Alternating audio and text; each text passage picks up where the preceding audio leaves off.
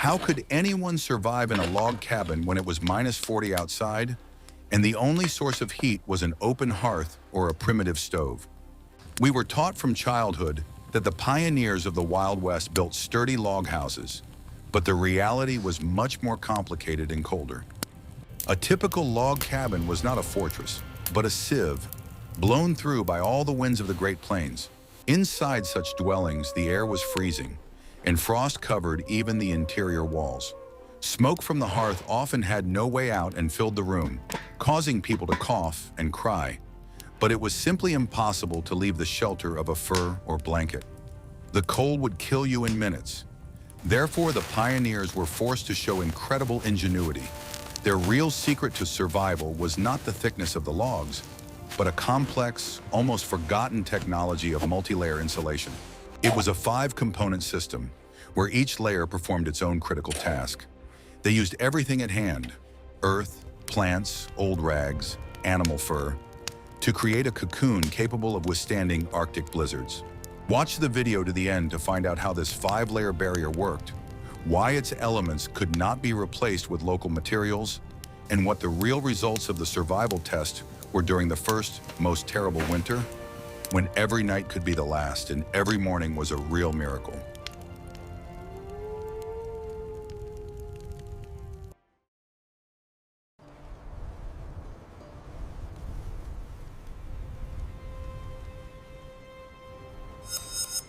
What if I told you that everything you believed about log cabins was untrue? The image of a neat, sturdy house made of smooth logs, tightly fitted together, was largely created by later culture and romantic notions. The reality of the 19th century on the frontier was quite different. Pioneers building their first shelters faced severe limitations in time, tools, and materials. The first problem was the wood itself. Settlers rarely had the tools or time to cut logs perfectly. They used whatever wood was available, and often these trees were crooked, knotty, and of varying diameters. It was virtually impossible to build a watertight wall from such material. Significant gaps and cracks inevitably remained between the logs, sometimes several centimeters wide. The second and main problem was shrinkage. Huts were almost always built from freshly cut, or green, wood because there was no time to dry it. During the first year, such wood actively dried out, deformed, and decreased in volume. Logs that seemed tightly packed in the fall twisted by midwinter, and the gaps between them only widened. These gaps were not just a cosmetic defect. They were the main arteries of heat loss. The winds of the Great Plains, encountering no obstacles, penetrated through the walls, instantly blowing out precious heat. Snow clogged the seams and melted, creating dampness, and then froze, further deforming the structure. Residents of such houses described how water left near the wall would freeze overnight, while the stove was unbearably hot. This created a monstrous temperature difference within a single small room. Precious heat from the hearth was literally sucked out through these hundreds of small and large holes in the walls. The settlers quickly realized that the logs themselves were not insulation. They were merely the frame, the structural foundation of the house. The real battle for warmth was fought in filling these voids. Without effective caulking or chinking, the hut was nothing more than a covered storage shed for firewood, but not a dwelling. This is where the real engineering of the frontier began. The task was not to build a house, but to seal it. The settlers developed a whole system consisting of several layers, each of which solved its own part of the problem. It was a technology born of desperation and necessity. This 5-layer system was the answer to the frontier's main challenge. It allowed them to survive using only what the land itself provided. Clay, moss, turf, skins, and fabrics became the real building materials, while logs were just a hanger on which everything was held together. It was a real test of materials. What would work when there were no other options? The settlers became the first testers of composite insulation materials, although they did not know such words. They simply did not want to freeze in their first winter. This technology is the subject of our research today. We will examine each of the 5 layers to understand how they worked individually and together. This knowledge was a matter of survival on the frontier of civilization. We are very interested in hearing your point of view. What did you think about the construction of log houses before this? Write about it in the comments, and don't forget to subscribe to the channel so you don't miss our next historical investigations.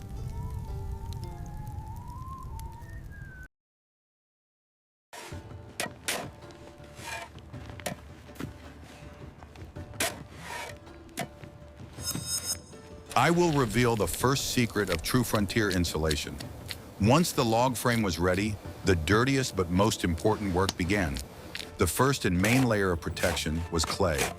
It was the most accessible, free, and versatile sealant that could be found on the plains or in the foothills. Finding the right clay was the first step. The settlers needed not just loam, but viscous, fatty clay that would become as hard as brick after drying. It was often found on riverbanks, at the bottom of dried-up streams, or simply dug out of a special pit by removing the top layer of soil. It was hard physical labor that took time. Clay was rarely used in its pure form. On its own, it was too fragile. When it dried, it shrunk significantly, cracked, and fell out of the joints. To avoid this, the settlers created their own composite material, which today we would call adobe or daub. To do this, clay was mixed with reinforcing materials. Chopped straw was ideal, but anything would do. Dry grass, small wood chips, or any other fibrous material. These fibers acted as reinforcement, preventing the clay from cracking as it dried. The mixture was prepared directly on the ground. The clay was mixed with water to a thick paste, after which armfuls of grass were thrown into it. Everything was thoroughly mixed, often with feet, turning the components into a homogeneous, sticky, and viscous mass. This process required considerable effort from all participants. The resulting mixture was manually packed into the gaps between the logs. This stage was called dubbing. They worked both outside and inside, trying to fill every hole, even the smallest ones. The mixture was applied in excess and then smoothed with hands or a simple wooden spatula. The work was slow and painstaking. It took days, even weeks, of such monotonous, dirty work to complete one hut. The weather also made its own adjustments. It was impossible to work in the rain, as the fresh clay was immediately washed off the walls. It was necessary to catch a dry and warm period. After drying, the clay turned into a crust as hard as stone. It completely blocked the movement of air and created the first and most important barrier against wind and cold. The walls of the hut turned from a sieve into a monolith. However, this method had its drawbacks.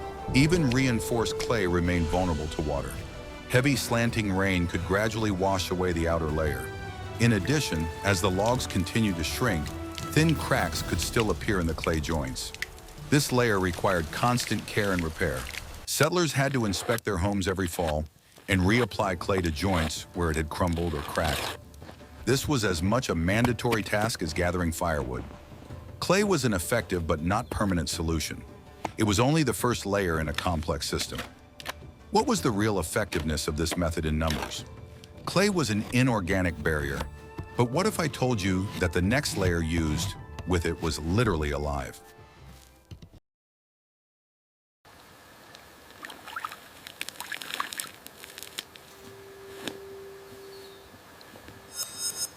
What construction experts kept quiet about was known to every trapper. Clay was good, but it had a competitor, or more often, a partner, that solved problems that earthen mixtures could not. This secret ingredient was moss, especially sphagnum. It was not just a filler, but a high-tech sealant by 19th century standards with unique properties. Unlike clay, moss did not need to be mixed with water or grass. It was collected in large quantities in swampy areas or damp forests. Trappers and early settlers who lived closer to the mountains valued it like gold.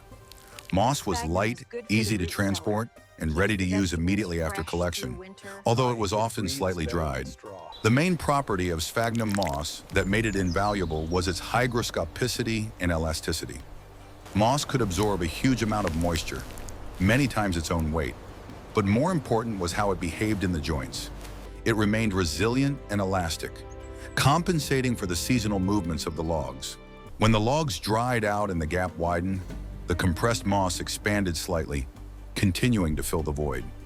When the logs absorbed moisture and swelled in wet weather, the moss compressed without creating excessive pressure.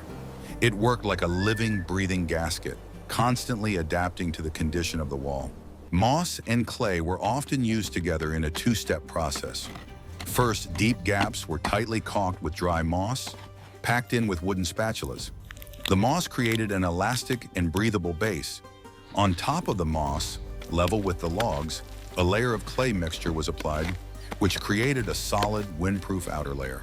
This combination was ingenious. The moss inside prevented the clay from cracking as it settled, while the clay outside protected the moss from direct rain and weathering. This clay-moss system was much more durable and effective than either material alone. Moreover, sphagnum mosses have natural antiseptic properties. They contain phenolic compounds that inhibit the growth of bacteria and fungi. This meant that the moss packed into the walls did not rot or become a breeding ground for mold, which was a huge problem in damp huts. This layer of insulation also affected the atmosphere in the house. Unlike damp clay, which could take a long time to dry, moss regulated humidity. It absorbed excess moisture from the air and slowly released it if the air became too dry. This created a healthier and more comfortable microclimate. This method was especially popular in forested and mountainous regions where moss was abundant. In the Great Plains, where moss was scarce, settlers often relied solely on clay and grass. But where there was a choice, moss was always the preferred material for caulking. The uniqueness of this layer lay in its smart behavior. It was not a passive filler like clay. It was an active element of the structure that lived its own life, responding to changes in the environment. It was true 19th century biotechnology. Like this video if you didn't know about this unique feature of early buildings.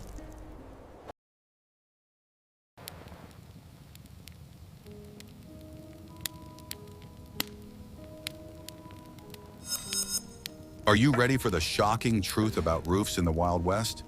The greatest heat loss in any house occurs through the roof, because warm air always rises.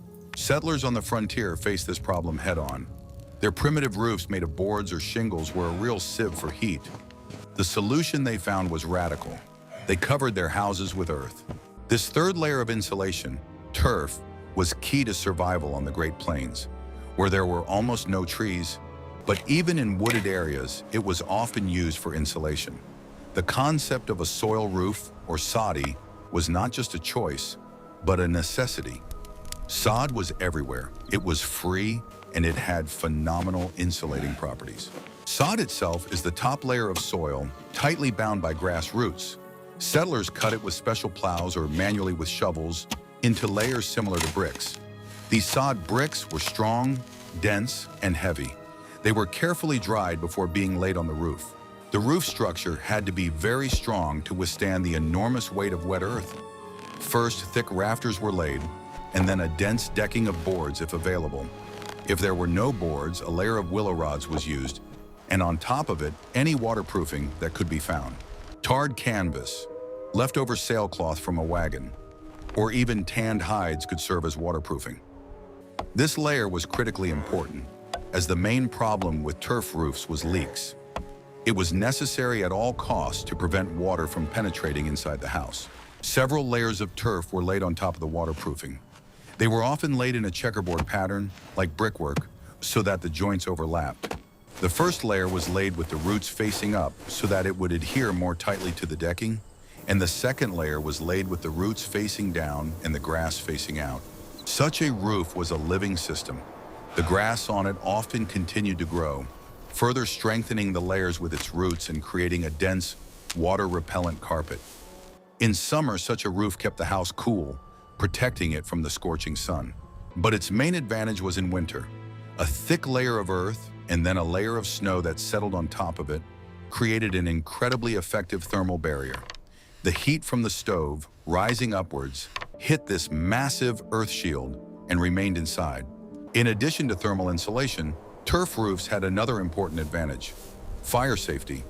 In regions where steppe fires raged or where sparks constantly flew from the chimney, an earthen roof was the only guarantee that the house would not burn down.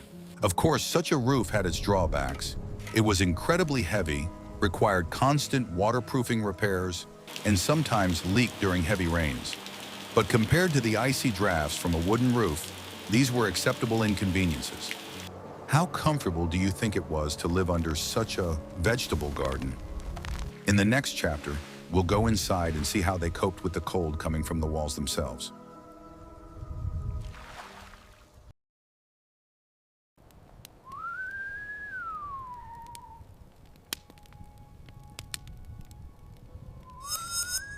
The walls were sealed with clay and moss, and the roof was covered with a thick layer of turf. At first glance, the hut seemed impenetrable to the cold, a veritable thermos in which to survive the harshest winters. However, the settlers soon encountered another less obvious enemy, radiative cooling. Radiative. This phenomenon was unknown in scientific terms at the time, but people felt it firsthand. Even perfectly caulked walls made of thick logs began to freeze through in severe frost. From the outside, the hut looked warm and reliable, but inside, the walls became icy to the touch, as if they themselves radiated cold, drawing heat from everything around them. The logs that made up the walls literally turned into cold radiators. Although the wind no longer passed through them, the clay and moss reliably blocked the drafts. The logs themselves began to act as transmitters of cold. Anyone who tried to lean against the wall or simply sat nearby felt the heat slowly but surely leaving their body. The human body loses energy not only through drafts or contact with cold air, but also through radiation toward colder surfaces. The wall, frozen to below zero, literally drew heat from the person sitting next to it, as if an invisible enemy lived in the house. This created a paradoxical situation. The stove could burn non-stop, glowing white hot, and the air in the center of the room was hot, sometimes even stuffy. But as soon as you approached the wall, the temperature felt like it was outside. The furniture standing against the outer wall seemed icy. Frost formed on chests, chairs, and even beds leaning against the walls. People tried to keep their distance from the corners, moving their beds closer to the center, where the air was at least a little warmer. It was a constant, exhausting battle for every degree of warmth, for every corner where you could sit without feeling the icy breath of the logs. A separate but no less painful problem was windows, if there were any at all. In the earliest huts, they tried not to make them at all. Every opening in the wall meant heat loss, and heat was more expensive than gold. But if a window was necessary, it was made as small as possible, no larger than a human head. Glass in those days was an incredible luxury, almost unattainable. Therefore, window openings were covered with whatever materials were available: oiled paper, thinly tanned leather, or translucent ox bladders.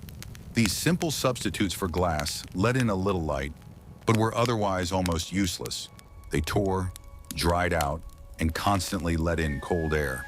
In winter, these windows were covered with frost and ice patterns. The cold from them could be felt from a distance, and it was always near the window that ice formed. In severe frosts, the film burst, and a stream of icy air seeped into the room. Sometimes the settlers resorted to desperate measures. They covered the windows with skins, or simply boarded them up until spring, sacrificing light for warmth. The floor was also a source of endless problems. In the very first huts, it was simply earthen, compacted, sometimes covered with a layer of clay. Such a surface constantly gave off dampness and cold. In winter, the ground froze, and icy streams of air crept across the floor.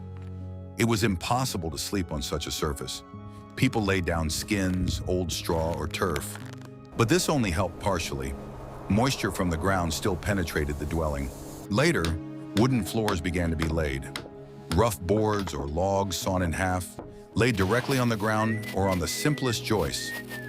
This improved the situation, but did not solve it completely. Wood, especially fresh wood, dried out, and gaps appeared between the boards through which cold air seeped. Sometimes there was a real draft under the floor, and the house cooled down even when the stove was working. The wind passing under the house seemed to blow the heat out of the inside, turning the floors into ice slabs. To cope with this problem, the settlers came up with a simple but effective solution: a zavalinka. In the fall, before the first frosts, they raked a high mound of earth, dry leaves, turf, or even snow around the hut. This earthen barrier served as additional insulation and closed the gaps between the foundation and the first log crown. The zavalinka not only retained heat, but also protected the floor from drafts, turning the lower part of the hut into a kind of thermos. From the outside, the house now looked as if it had grown into the ground, as if nature itself was trying to wrap it up from the cold. The battle against the internal cold was continuous, day after day. All life in the hut gradually shifted to the center, closer to the stove. Where the fire burned, the air was dry and warm, and there they cooked food, dried clothes, slept, and even taught children. The perimeter of the house, especially the corners, became a dead zone where the temperature remained only a few degrees above the street.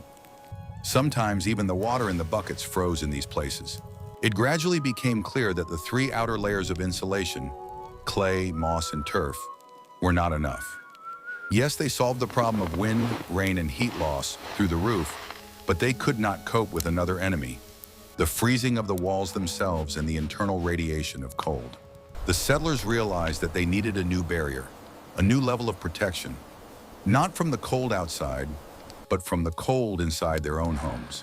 Thus, the idea of a fourth layer was born, internal insulation, which was supposed to protect not the house from the weather, but the people from the frozen walls. Not much, but perhaps enough if we double the burlap.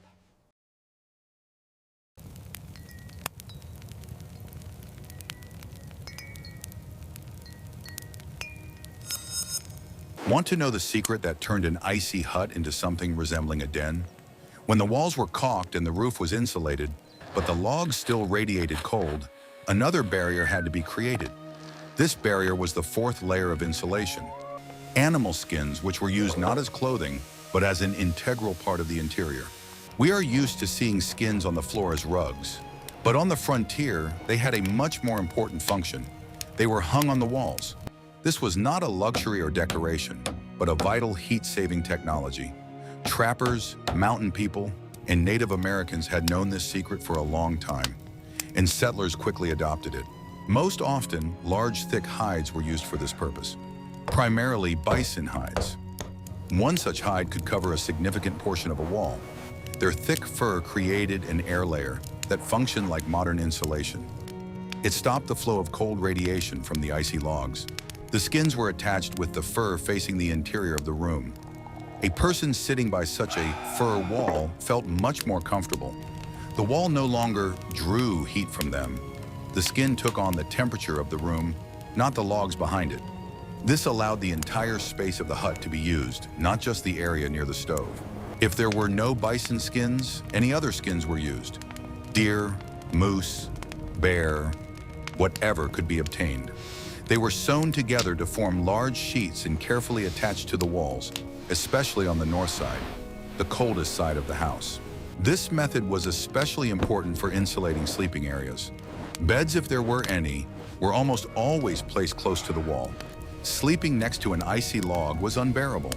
Therefore, the wall behind the bed was always covered with a skin or thick felt. In addition to skins, other dense materials served the same function.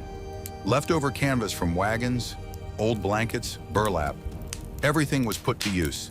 In winter, the walls of the hut were transformed into a multi-layered drapery made of anything that could retain heat. This layer also solved the problem of drafts that could remain after shrinkage. Even if the clay cracked somewhere, the skin on the wall prevented cold air from entering the living area. It worked as a windproof membrane. Skins were also hung over doorways. The door in a 19th century hut was another source of enormous heat loss. It was made of rough planks, did not fit snugly against the jamb, and let the wind through. A heavy bison skin hung over the door acted as a vestibule, blocking the flow of icy air. Thus, the fourth layer turned the hut into a kind of yurt. The interior of the house was separated from the cold wooden frame by a layer of fur and fabric. This was a transitional stage to the last fifth layer, which was responsible for creating a microclimate. How effective was such a fur interior? In the next chapter, we will look at the last and most flexible layer of this system.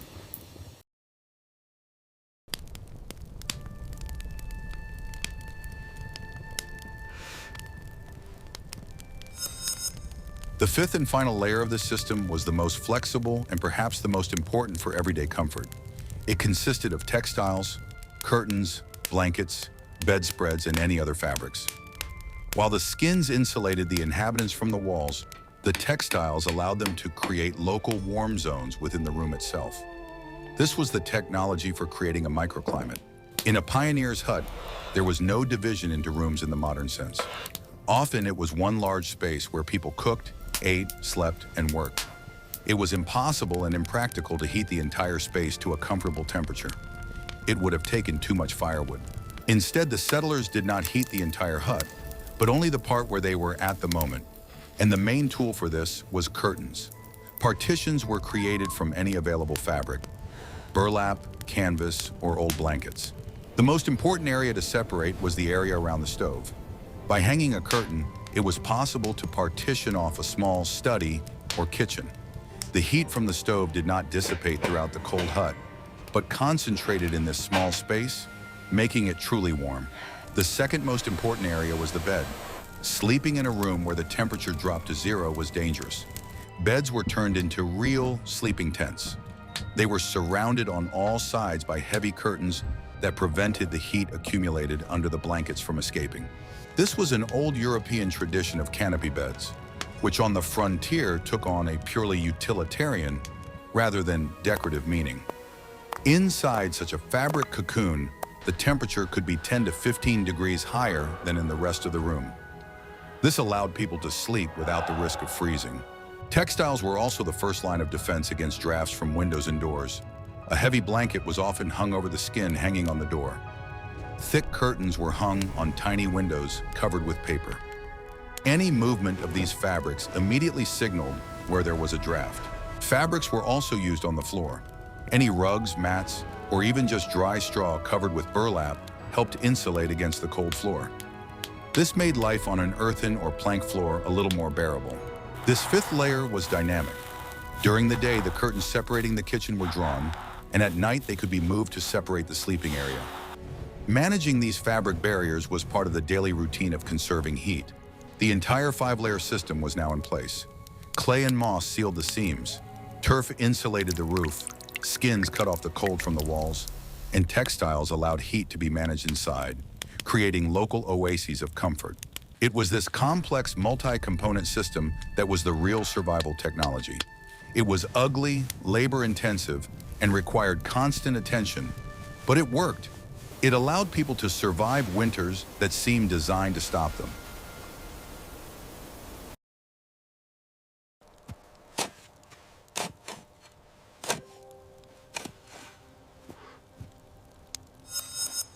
Now that we understand the theory of 5-layer insulation, let's see how it worked in practice. The test for this system began long before the first snow fell or the real cold set in. The before phase was a real race against time, in which every day counted. Autumn on the frontier was short, and every settler knew that if they didn't make it before the first snow, winter could be deadly. It was a marathon of gathering, preparing, and installing all 5 layers of protection, from the walls to the roof, from the floor to the ceiling. The work began at the end of summer and continued until the first frost, turning into endless labor with no days off or rest. It all started with the construction of the frame. This was the foundation of the entire future hut, its skeleton, on whose strength the fate of the family depended. Dozens of trees had to be cut down, trimmed, brought from the nearest forest, which was often several kilometers away, and carefully laid in the foundation of the walls. Each log had to be fitted by hand using simple tools: an axe, a chisel, and wedges. The work was hard, requiring not only physical strength, but also precision. A mistake in fitting could result in heat loss in winter. Even at this stage, the settlers began to think about insulation. Gaps between the logs were left on purpose to be filled later with a mixture of clay and moss. Gathering materials for insulation was a separate task that required the coordination of the entire family. Men, women, and teenagers. Everyone had their role to play. Some went to the river or the lowlands to dig for clay. It was a heavy, sticky mass that had to be extracted by hand, filling wooden boxes and barrels. It was necessary to prepare a supply of clay, as it was used not only for the walls but also for repairs, which were inevitable in harsh conditions. Preparing the clay became an entire operation, requiring knowledge of where to find suitable material. Clay that was too dry would crack, and clay that was too oily would not set. While some were extracting clay, others went to the swamps and forests for moss. This stage was no less important. Moss served as a natural insulator, and huge amounts of it were needed. Collecting moss is not just a matter of picking it off the ground. You had to know the right places where sphagnum grew, the very same white-green moss that absorbed moisture and did not rot.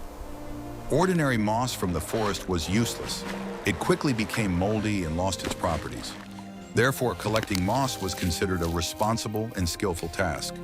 People crawled through the swamps for hours, putting soft clumps into bags. At the same time, work was underway on the turf, which was perhaps the most exhausting task. The turf was cut with a special plow or by hand, using shovels and sharp knives. It was necessary to carefully remove the top layer of soil without destroying its structure, because the density of the layer determined how well it would retain heat on the roof. These heavy layers, saturated with moisture, were lifted onto the roof and laid in even rows, sometimes in 2 layers. This required strength and skill because a mistake could lead to leaks, which meant cold and dampness in the house. When the walls were caulked with a mixture of clay and moss and the roof was covered with turf, the hut looked almost finished from the outside. But inside, it was a different story. It was damp and smelled of earth and wood. The clay needed time to dry. Sometimes it took weeks.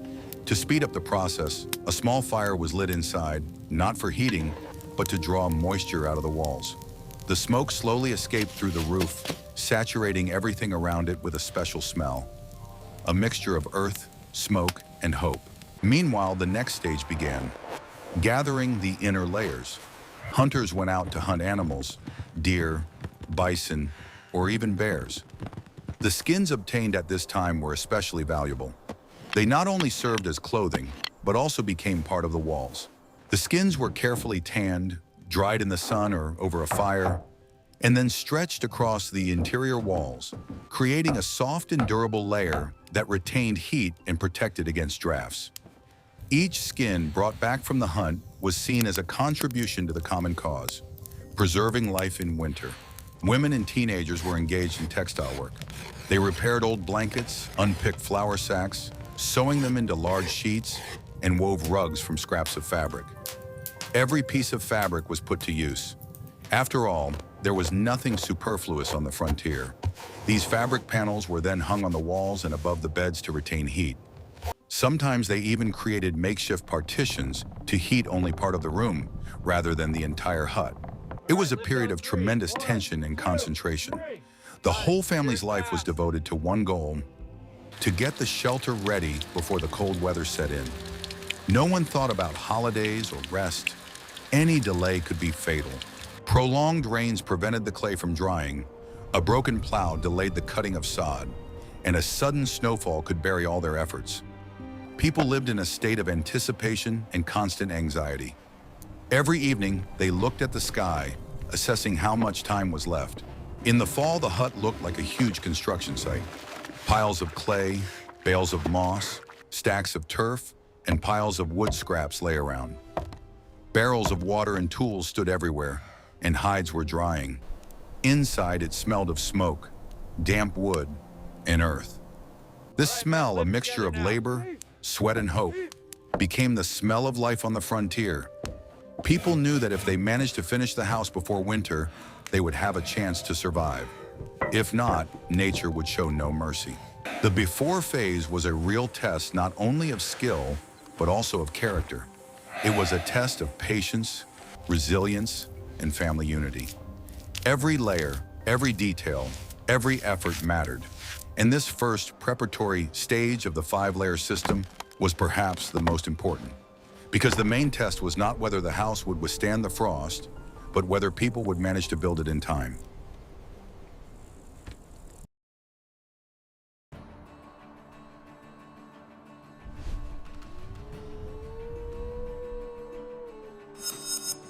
The after phase came suddenly. One night, the temperature dropped below 0, and in the morning, the ground was covered with the first snow. The real test of the system began. The first heavy snowstorm on the Great Plains became a final exam for the hut and its inhabitants. Outside, the wind raged, howling and throwing handfuls of icy snow against the walls. But inside, it was quiet. The clay and moss froze, turning into a monolithic, completely airtight seal. No draft could penetrate this armor. A snowdrift was quickly forming on the roof, and that was a blessing. Snow, which has excellent thermal insulation properties, settled on top of the layer of turf, creating a second earth blanket. Heat loss through the roof was reduced to almost 0. The hut became like a den hidden under the snow. Inside the hut, the stove was burning. It was no longer fighting the drafts, but was steadily heating the interior.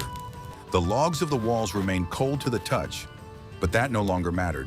The fourth layer, skins and canvas on the walls, blocked the cold radiation. The inhabitants were inside the fifth layer, a cocoon of textiles. They sat by the stove, separated from the rest of the room by a heavy curtain. The temperature in this small space was comfortable. They could take off their outer clothing and go about their business. A thermometer, if they had one, would have shown a striking picture. Outside, it was -30. In the corners of the hut, near the floor, it was around 0. Near the walls, behind the skins, it was 5 degrees above 0. And in the living area by the stove, separated by a curtain, it was a comfortable 15 or even 18 degrees above 0. Of course, it was not modern comfort. At night, when the stove cooled down, the temperature dropped everywhere. The water in the bucket by the door froze. But inside the sleeping tent, made of blankets and curtains surrounding the bed, the temperature remained above 0, sufficient for sleep. The after test showed that the system worked. It did not create paradise, but it ensured survival. It allowed us to preserve the precious heat that had been so hard to obtain and to survive weeks of continuous blizzards without leaving the house. The 5 layers worked as a single mechanism. Clay and moss, 1 to 2, blocked the wind. Turf, 3, retained heat from above. Skins, 4, cut off the cold from the walls. Textiles, 5, concentrated heat where it was needed. Passing this test meant that the family would live to see spring. It was a victory of engineering and perseverance over the elements. The hut, which in autumn was just a collection of materials, became a real fortress protecting life in winter.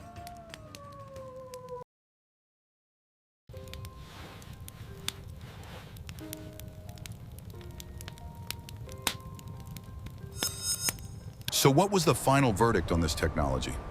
The 5-layer insulation system created by the settlers on the frontier was not just functional or acceptable.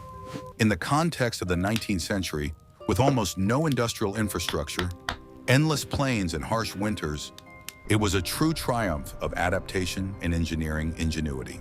On the frontier of civilization, where every day was a challenge, people managed to build a system that allowed them to survive where it seemed impossible to survive. This technology was not just a way to insulate their homes. It became a symbol of how humans are able to adapt to nature and use it to their advantage. This system proved that the settlers were not only resilient, but also quick learners. They did not cling to the familiar European building traditions, which were completely unsuitable for the endless American plains. Stone houses and brick walls, common in the Old World, were an unattainable luxury here. On the frontier, people had to learn to build anew, using only what was at hand. They adopted methods dictated by the environment itself, learning from trappers, hunters, and indigenous peoples who had lived in these harsh conditions for centuries. They, in turn, looked to nature for solutions, observing how animals insulated their burrows and how they built shelters out of turf, branches, and skins. The value of this 5-layer system lay not so much in its technological sophistication as in its accessibility and versatility. All the components could be found literally all around them. Clay, moss, turf, animal skins, and even the simplest textiles. All these elements were part of people's everyday lives. Each layer served a specific purpose. Clay provided density and protection from the wind. Moss created natural insulation. Turf retained heat. Skins protected against moisture, and fabric helped hold the layers together. This technology did not require money or rare materials. It only required labor, patience, and knowledge. The settlers built slowly but surely, knowing that each layer was a guarantee of warmth during the long winter. However, time did not stand still. With the advent of railways and with them industry and new building materials, this complex but effective system gradually began to disappear. Railways opened up access to sawn timber, nails, felt, and later glass wool. Building frame houses became easier, cheaper, and faster. Industrial technologies gradually replaced labor-intensive, manual methods. Now it was possible to build a house in a few weeks, rather than months, as it used to be when every piece of turf and every bunch of moss had to be obtained by hand. The technologies of sodding and chinking, once symbols of survival and ingenuity, were eventually forgotten. People who sought cleanliness, order, and progress began to consider these methods primitive, dirty, and ineffective. Instead of turf walls, there were now neat rows of hewn beams, and roofs were covered with iron. Gradually, wild construction gave way to civilized construction, and the memory of the first settlers remained only in old photographs and memories. Nevertheless, the principles underlying the five-layer system have not disappeared. They have simply taken on new forms and migrated into modern construction. Today, we continue to use the same ideas, albeit in a more technologically advanced form. We still fill the joints, but instead of a mixture of moss and clay, we now use construction foam and sealants. It is the same chinking, just in a modern version. We use modern materials that perform the same functions as their natural counterparts. They protect against cold, wind, and moisture. We use moss, now in the form of elastic seals that compensate for the movement of wood and prevent heat loss.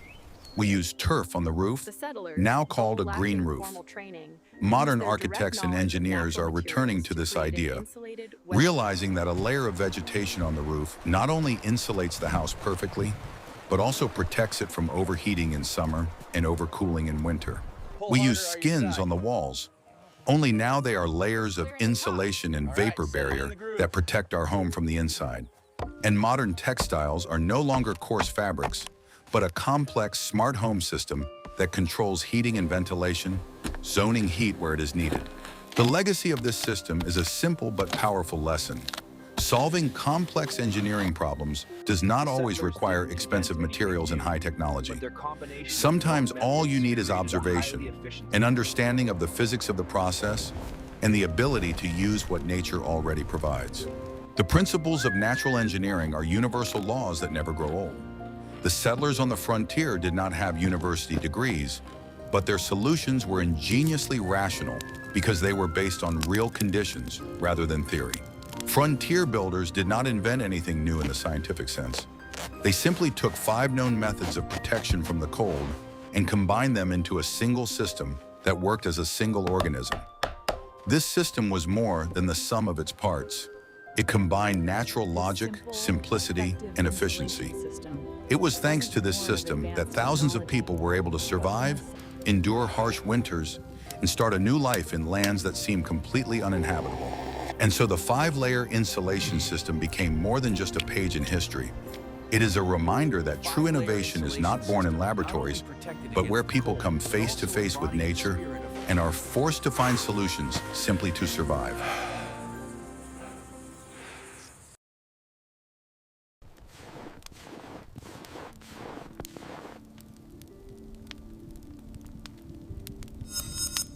We have examined in detail how a log cabin, simple at first glance, was transformed into a complex engineering system, a real thermos for survival. The 5 layers of insulation, clay, moss, turf, skins, and textiles, were not just a set of materials, but a well-thought-out strategy for combating the cold. This story is not just about construction. It is a story about human adaptation to harsh conditions, about resourcefulness born of necessity, and about how the simplest, most natural materials can become the basis for survival. The experience of the pioneers of the frontier proves that the main resource has always been and remains the human mind and the will to live.